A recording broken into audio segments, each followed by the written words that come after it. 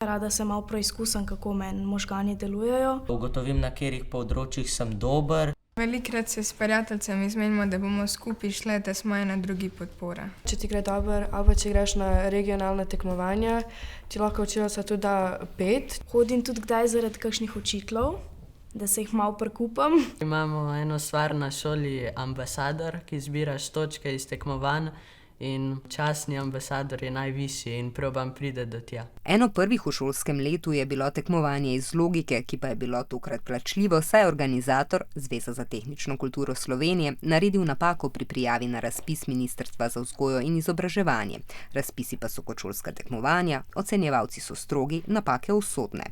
To ni toliko v redu, ker mogoče nekateri so zelo pametni, ampak si ne morejo tega privoščiti. Ne zdi se mi glih tako prav in bi lahko to dejansko ministrstvo odobrilo, da bi bilo to priskrbljeno za učence. Tudi nam na ministrstvu je žal, da je pravzaprav prišlo do te situacije.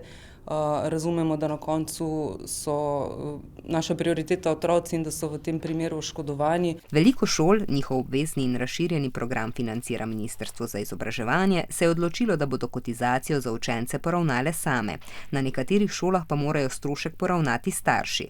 Tudi na osnovni šoli Nove Fužine so na svetu staršev potrdili takšno odločitev. Pristojbino 4 evre na tekmovalca ali tekmovalko za tekmovanje iz logike so plačali starši. Malo veliko je, da bi šola to financirala, ker mi smo imeli letos 80 tekmovalcev približno na logiki in če zračunamo 360 evrov in to kar velik zalogaj za eno tekmovanje. Bomo morali tudi naslednja tekmovanja pokrivati z pristopninami.